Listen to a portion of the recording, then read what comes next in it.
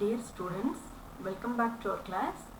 இந்த வீடியோலமா நம்ம life span of variable அதை பற்றி தான் டிஸ்கஸ் பண்ண போகிறோம்.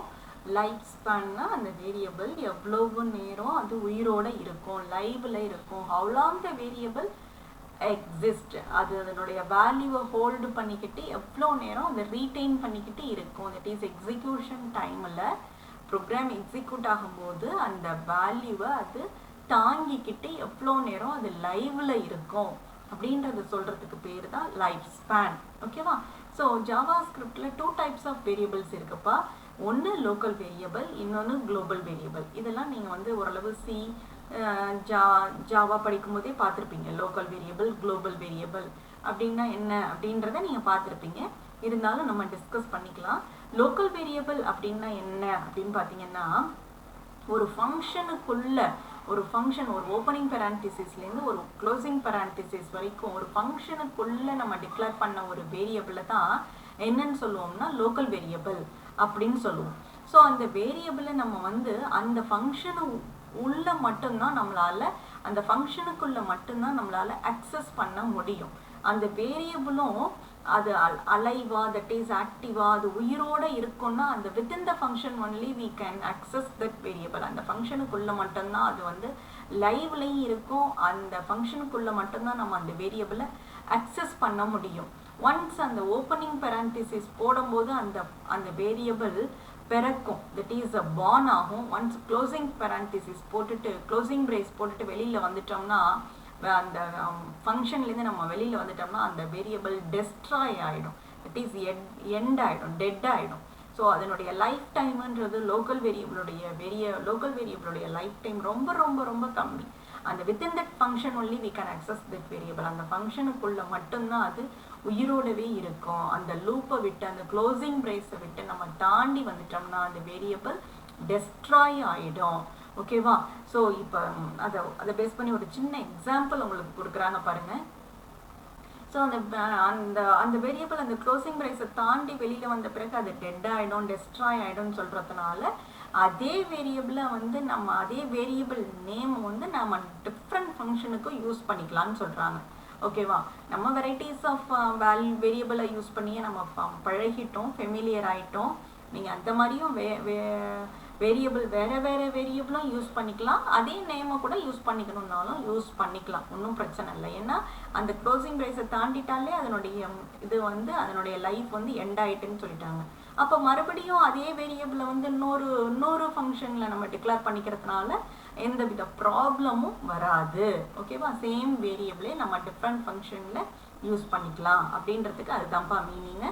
நெக்ஸ்ட் பார்த்தீங்கன்னா, எக்ஸாம்பிள் பார்த்தீங்கன்னா, ஃபங்க்ஷன்றது கீவேர்டு, நெக்ஸ்ட் ஃபங்க்ஷனுடைய நேமு, அதனுடைய பேராமீட்டர்ஸ். ஓகே, இந்த ஃபங்க்ஷன்றது கீவேர்டு, ஃபங்க்ஷன் நேம்ன்றது ஒரு யூசர் டிஃபைன் நேம், நாம தான் அதுக்கு பேர் வைக்க போகிறோம் ஃபங்க்ஷனுக்கு. தென் உள்ள பேராமீட்டர்ஸ் பாஸ் பண்ண போகிறோம். ஓப்பனிங் பேரான்டிசிஸ் பண்ணியாச்சு, ஓப்பனிங் பிரேஸ் போட்டாச்சு. இப்போ ஒரு வேரியபிள் டிக்ளேர் பண்ணியிருக்கோம், நம்பருன்ற ஒரு வேரியபிள். நம்பருன்ற வேரியபிள் வேறுன்றது கீவேர்டு, தென் நம்பருன்றது வேரியபிளுடைய நேமு, ஈக்குவல் டு 0ன்றது அசைன் பண்ணியிருக்கோம். ஓகேவா? ஸோ இது வந்து இந்த ஓப்பனிங் பேரான்டிசிஸ்லேருந்து இந்த க்ளோசிங் பிரேஸ் வரைக்கும் தான் இருக்குது. ஸோ இதுதான் லோக்கல் வேரியபிள் டிக்ளரேஷன். இது லோக்கல் வேரியபிளோட டிக்ளரேஷன். இந்த ஃபங்க்ஷனில் மட்டும்தான் இந்த நம்பருன்ற வேரியபிள் லைவில் இருக்கும், ஆக்டிவாக இருக்கும், அலைவாக இருக்கும். ஒன்ஸ் இந்த க்ளோசிங் பிரேஸை தாண்டி வெளியில் வந்துட்டு அந்த நம்பருன்ற வேரியபிள் டெட் ஆகிடும். புரியுதாப்பா? லோக்கல் வேரியபிள் புரியுதா? தென் நம்ம குளோபல் வேரியபிள்னா என்ன? Common to all.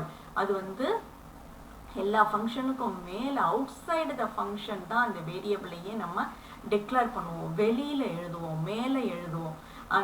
அந்த வேரியபிள்ஸை இருக்கிற எல்லா ஃபங்க்ஷனும், அந்த ப்ரோக்ராமில் உள்ள எல்லா ஃபங்க்ஷனுமே அந்த வேரியபிளை அக்சஸ் பண்ணிக்க முடியும். That is common to all, எல்லாருக்குமே அது பொதுவானது.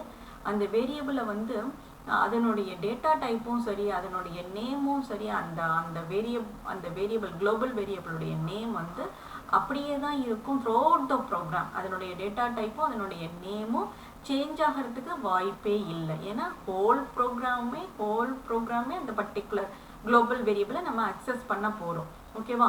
ஸோ அந்த வேரியபிள்ஸும் ஃபுல்லாகவே அது லைவ்ல இருக்கும், ஆக்டிவாக இருக்கும். த்ரூஅவுட் த ப்ரோக்ராம் அந்த வேரியபிள் லைவ்ல இருக்கும்மா, குளோபல் வேரியபிள். ஸோ அதனால தான் சொன்னேன் குளோபல் வேரியபிளுடைய லைஃப் டைம் அதிகமானது கம்பேர்டு டு லோக்கல் வேரியபிள் அப்படின்னு சொன்னேன். ஓகேங்களா? ஸோ இங்கே ஒரு சின்ன எக்ஸாம்பிள் உங்களுக்கு கொடுத்துருக்காங்க பாருங்க. ஒரு வேரியபிள் டிக்ளேர் பண்ணியிருக்காங்க. வேர்ன்றது கீவேர்டு, நம்பர்ன்றது வேரியபிளுடைய நேம், ஈக்குவல் டு 0 அப்படின்றத வெளியில டிக்ளேர் பண்ணிட்டாங்க. That is out side the function. இதுதான் நான் வெளியிலன்னு சொன்னேன். அவுட் சைடு த ஃபங்க்ஷன் ஒரு வேரியபிளை டிக்ளேர் பண்ணிட்டாங்க. ஆனால் ஃபங்க்ஷனே இப்போ தான் எழுதுறாங்க. இதுதான் ஃபங்க்ஷனுக்கு மேலே, ஃபங்க்ஷனுக்கு வெளியில் இருக்கு. ஓப்பனிங் பிரேஸ்க்குள்ளே எழுதுனா அது பேர் லோக்கல் வேரியபிள். ஃபங்க்ஷனுக்கு மேலே எழுதிட்டோம்னா நம்ம வாய்டு மெயினுக்கு மேலே டிக்ளேர் பண்ணுவோம் சீலெல்லாம், அதை தான் நம்ம குளோபல் வேரியபிள் அப்படின்னு சொல்லுவோம். ஓகேங்களா? ஸோ இந்த இடத்துல ஃபங்க்ஷன்றது கீவேர்டு, ஏபிசின்றது ஃபங்க்ஷனுடைய நேமு, பெராமீட்டர் இருந்தாலும் சரி இல்லைனாலும் சரி எம்டி பேரான்டிசிஸாவது நம்ம போடணும். பெராமீட்டர் இருந்தால் தான் போடணும்னு இல்லை, ஃபங்க்ஷன்றது ஐடென்டிஃபை பண்ணுறதே இந்த பெரான்டிசிஸ் தான். அப்போ பெராமீட்டரே இல்லைன்னா எம்டியாவது நம்ம போடணுன்றது ஆல்ரெடி நமக்கு தெரியும். ஓகேங்களா? ஸோ அந்த ஃபங்க்ஷனுக்குள்ளர வந்து ஓப்பனிங் பிரேஸ் பண்ணிட்டு சம் ஸ்டேட்மெண்ட்ஸ் இருக்கு. அனதர் ஃபங்க்ஷன் எழுதுறாங்க. ஃபங்க்ஷன் XYZன்ற ஃபங்க்ஷன்றது கீவேர்டு, XYZன்றது ஃபங்க்ஷனுடைய நேமு, தென் பெராமீட்டர் இங்கேயும் எதுவும் இல்லை, ஜஸ்ட் ஓப்பனிங் பெரான்டிசிஸ் க்ளோசிங் பெரான்டிசிஸ். இதில் சம் ஸ்டேட்மெண்ட்ஸை நம்ம உள்ளே எழுதுகிறோம். சம் ஸ்டேட்மெண்ட்ஸ் இருக்குது, க்ளோஸ் பண்ணியாச்சுப்பா. ஸோ இதில் பார்த்தீங்கன்னா இதில் நம்பர்ன்ற வேரியபிள் குளோபலாக டிக்ளேர் பண்ணியிருக்கோம். இங்கே வந்து ஏபிசின்ற ஃபங்க்ஷனும் சரி XYZன்ற ஃபங்க்ஷனும் சரி ரெண்டுமே இந்த நம்பர்ன்ற வேரியபிளை யூஸ் பண்ணிக்கலாம். That is common to both the function. அப்போ அதனால தான் அதை குளோபல் வேரியபிள் அப்படின்னு சொல்கிறோம். வெளியில் எழுதுறதுனால, அவுட் சைடு த ஃபங்க்ஷன் எழுதுனதுனால அந்த வேரியபிளை குளோபல் வேரியபிள் அப்படின்னு சொல்கிறோம். இப்போ குளோபல் வேரியபிள் புரியுதாப்பா? ஓகேம்மா, தேங்க்யூ. தேங்க்ஸ் ஃபார் வாட்சிங் திஸ் வீடியோ.